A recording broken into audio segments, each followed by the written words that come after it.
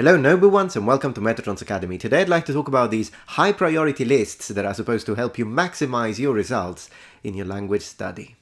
Have you ever heard this idea of these are the 100 or 1000 most frequently used words in the English language, and they account for, 85%, 90% of what people actually use in an everyday conversation. So if you learn these 1000 words, you will be fluent and you will understand everything, the majority, because 90%, 88% of what other people are saying and all that kind of stuff. And then they give you these infinite lists with absolutely nothing. Let me just say it right off the bat. This is complete nonsense. It makes zero sense from an educational standpoint, and they do not work. Now, there are a couple of exceptions, and I'll tell you towards the end of the video, a couple of lists that could be made to work, but only in certain contexts. But in the majority of cases, this is complete nonsense. For example, let's jump on ef.edu. Here, in their resources for learning, we get the 1000 most common words in English. We're going to double check this in Japanese as well, just for fun. Here's what we get. The list below gives you the 1000 most frequently used English words in an alphabetical order. Once you have mastered the shorter vocabulary list, this is the next step. Oh, I see the previous one. It would take time to learn the entire list from scratch, but you are probably already familiar with some of these words. Feel free to copy this list, blah, blah, blah. Good luck improving your English vocabulary. So let's have a look. Okay, we've got a, ability, able, about, above, accent, according, account, across, act, action, activity, actually, oh yeah, actually, that was definitely used a lot these days. Add, address, administration. I think of, how many times have I used administration in my life? Unless you're really into politics. Admit, adult, affect, after, again. It feels like I'm testing my pronunciation, to be honest. Against, age, agency as well. Well, yeah, the FBI, I suppose, if you watch that kind of stuff. Agree, agreement. Okay, so here's where we're going with this. A list of words like this, without any context, and in this case, not even like a translation, so I suppose you're supposed to go and check what they mean, makes no sense. You can't use it.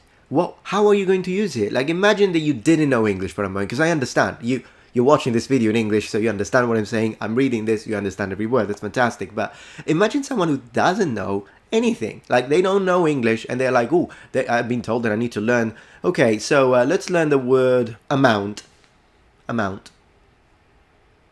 Area, approach, as. Imagine understanding as with possibly just a dictionary translation of what it means, but the word as can be used in a plethora of grammar structures. Like, for example, when you say, this list is as fun as watching the grass grow. That was a good one. Or instead saying, like, as an Italian, I really like pasta. Like, it's just giving you the word with no context. No telling on how it's used. The multiple possible translations. Like, imagine a word that is polysemic and it depends on the context it has a lot of different possible translations. This gives you nothing. Like beat, I'm gonna beat someone up, or that's a nice beat right there. Like that. It makes because, become, bed, before, begin. Like, I already imagine people wasting their time literally going through this and going defense, degree, democrat, democratic, describe, design, despite, detail, determine, develop, development, die, difference, different, difficult. Like, what is the point? These just don't work. It's just, once again, the main problem that I often see with a lot of students is that, first of all, you need to enjoy the process. It's fine to try to find the most effective ways to learn a language, because you don't want to take like 10 hours for something that it would have taken you 2 hours if you only had done it right. That's fine.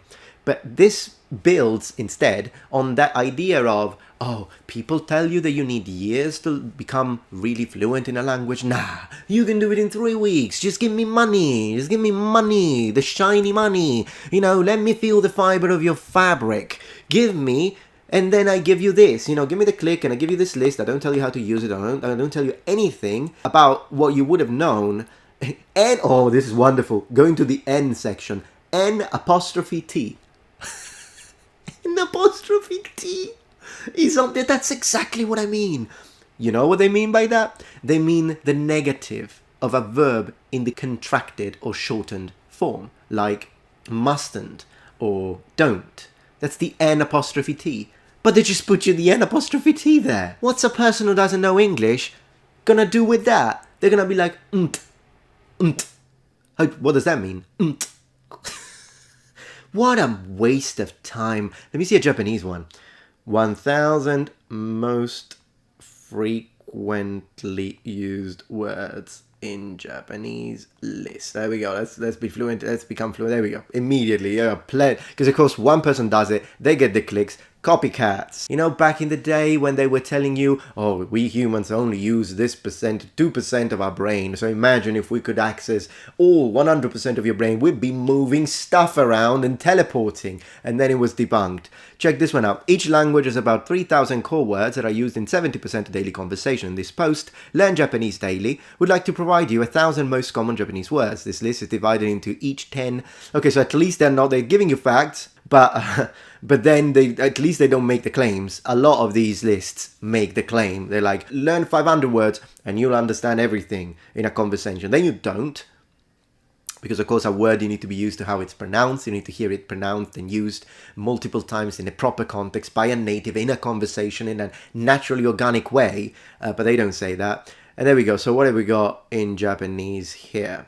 There we go. So day 1, iku, to go, miru, to see. Okay, wonderful. Yeah, ie, kore, sore, watashi, itsu, suru, to make. Well, at least they give you the translation. I appreciate that. But then again, without the context, how is anyone gonna use? Yeah, miru means to see, to look at. That's of course in the infinitive form. It's not conjugated, and it's in the casual way without, you know, for example, the desmas or tene form. But just giving you a verb like that, miru.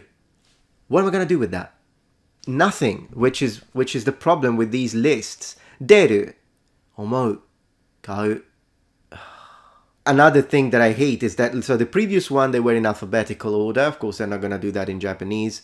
I mean, they could if they wanted to, but they're not going to do that. Instead, they are in complete random order. I don't see any criterion in the way this was. The way I would have done it instead would have been like, hey, let's do like a list of verbs. And it's fine to put them in the most commonly used, because of course the verb to colonize or to settle maybe shouldn't have the same priority in your learning as the verb taberu, to eat, I suppose. I mean, then again, it depends on why you're learning the language anyway. So if you want to play civilization in Japanese, then go ahead and learn the verb to colonize in Japanese, or to found a city. But I'm just saying, like, maybe, you know, that one is fine. Now choose the first, I want to say maybe let's choose 20 verbs. Also because if you give them too many verbs all at the same time, you don't give your students time to really master those verbs. You give them 100 verbs, you put them in the short-term memory, and then you forget them the moment you start looking at adjectives, which would be how I would divide it. I would be like, hey, today we are learning 10 verbs. So here are the verbs. I chose them specifically because these are words that come out a lot in conversation. That's fine. Make sure then they use them though. So if I give them the verb, again, iku, to go, or kuru, to come, or whatever, you show them how they're used. Have the student use the verb always in a sentence. So full sentence for hearing, full sentence for speaking. Let them use the verbs one among each other, and then you move into, maybe you could do 10 adjectives or 5 adjectives and give them 10 nouns that maybe are connected. Like for example, you're learning the motion verbs like iku, kuru, ikimasu, and all of that, and in Japanese, or to go, to come, to whatever, and then you give them names of cities so they can build in, like for example, Tokyo, Osaka, Kyoto, whatever, Yokohama, and then they need to use the verb like Yokohama ni ikimasu, Tokyo ni ikimasu, and whatever. So that makes sense. Then you want to give them adjective to describe a city. How is the city? It's beautiful, it's nice, it's large, it's big, it's small. Give them the adjectives, and then you organically, not like this, full list, no sense, and I'm just there, just reading the stuff for absolutely no sense. You could do this in any language, it just doesn't work. What are the situations in which a list instead can be used that I was mentioning at the beginning of the video? Well, a good example of that would be, for example, if you're trying to prepare yourself for a specific exam, then why not having a look at the sort of vocabulary that you'd be expected to learn, including with the kind of grammar and all the rest. And then you get the list, and usually these lists are made well because they're put inside a book. The book also has exercises, has listening, that uses those words. It's a situation in which, yes, there is a list, yes, it has a priority, but the priority is because these are words and expressions and grammar structures that would normally be used and found in those specific tests for that specific level, according to European Frame of Reference from A1 to C2, and then it makes sense. But again, they are contextualized, used on you, then they want you to use them on the exercises. That's fine. Similarly, if you're preparing for a Nihongo no Ryoku Shiken or the Japanese Language Proficiency Test, JLPT, then yes, you can find, for example, because for that one you need to know the kanji, a certain number of specific characters. You can find these lists. They are not 100% accurate, but generally speaking, the level of accuracy is high enough for you to be like, yeah, okay, these are probably the first 100 kanji that I'll be required to learn for the first level, which will be level 5, because it starts from 5, 1 being the highest. And then you want to start, you have a list, you can follow that list. Okay, today I'm learning 2 kanji and I'm going to write them here, have them there, try to use them in a sentence. That's fine to have just a list for something like that. So those are the situations in which it makes sense. You're preparing for an exam, for a test. But if you're just trying to learn the language, these lists, completely useless.